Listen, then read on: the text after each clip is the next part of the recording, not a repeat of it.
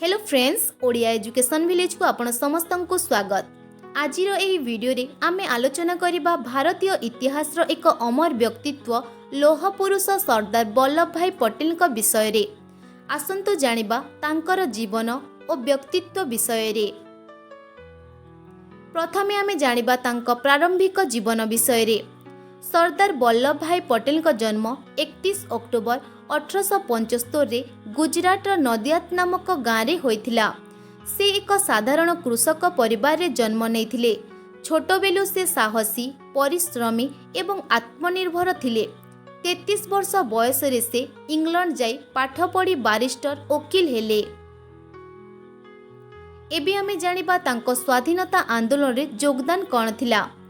1917 रे प्रथम थर से आंदोलन रे जोग देले। 1918 रे खेड़ा सत्याग्रह आंदोलन रे से अग्रणी भूमिका नेले। 1928 रे बरदोली रे कृषक मानकर विरोधी आंदोलन रे तांको नेतृत्व अत्यंत सफल होइथिला। एही आंदोलन पई तांको सरदार उपाधि मिलिथिला।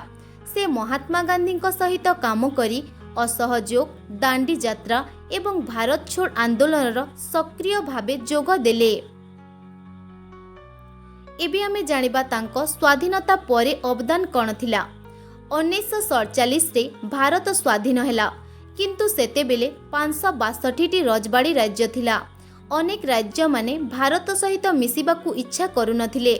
तांकर कूटनैतिक दक्षता एवं दृढ़ता जोगु जूनागढ़, हैदराबाद एवं काश्मीर आदि राज्य माने भारतर अंश होइथिले। 1947 रु 1950 पर्यंत से गृहमंत्री भावे देशर आभ्यंतरीण सुरक्षा रे गुरुत्वपूर्ण भूमिका निर्वाह करथिले। से भारतीय प्रशासनिक सेवा तथा आईएएस एवं अन्यान्य प्रशासनिक व्यवस्था गढ़िबारे सहायक होइथिले। एबे आमे जानिबा तांको व्यक्तिगत जीवन विषय रे। से 1893 रे झाबेरबा पटेल का सह विवाह करथिले। तांकर 2 संतान थिले, मणिबेन और दाहिया भाई। सरदार पटेल दृढ़निष्ठा, संगठक एवं समस्या समाधान रे अत्यंत दक्ष थिले। तांकर नेतृत्व शैली थिला वास्तववादी और कार्यक्षम। एबे आमे जानिबा तांको मृत्यु विषय रे।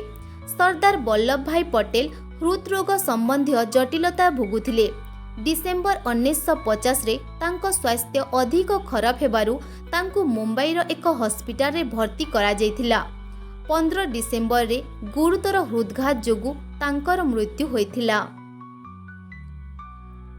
एबे आमे जानिबा तांको क्यों सम्मान मिलिथिला। 1991 रे तांको मरणोत्तर भारतर सर्वोच्च नागरिकर सम्मान भारत रत्न प्रदान करा जायथिला। तांकर जन्मदिन 31 अक्टोबर को 2014 रु भारत रे राष्ट्रीय एकता दिवस भावे पालन करा जाउछि। एहा तांकर एकीकरण अवदान को स्मरण करा जाय। 2018 रे गुजरात रे स्टैच्यू ऑफ यूनिटी जहा 182 मीटर उच्च तांकर स्मृति रे निर्माण होइथिला, जहा विश्वर सबुठारु बड़ प्रतिमा। बंधु माने, सरदार वल्लभ भाई पटेल को आमे लौह पुरुष बोली स्मरण करछु। से देशर 562 रजवाड़ा को एकत्र करी एकतार भित्ति सृष्टि करथिले। जदि पटेल का दृढ़ इच्छा शक्ति और साहस न थांता तेबे आजिर भारत विभिन्न खंडरे विभक्त हो जाइथांता। सेथिपाई सरदार पटेल का जीवन रु आमे दृढ़ता, साहस और देशप्रेम शिखिबा उचित। जय हिंद। आशा करछि भिडियोटी आपण मानकु भल लागिथिबो। भिडियोटी भल लागले लाइक करनेबे, कमेंट करनेबे। चैनल रे प्रथम थर पई आसीथिले चैनल टी को सब्सक्राइब करनेबे। Thank you.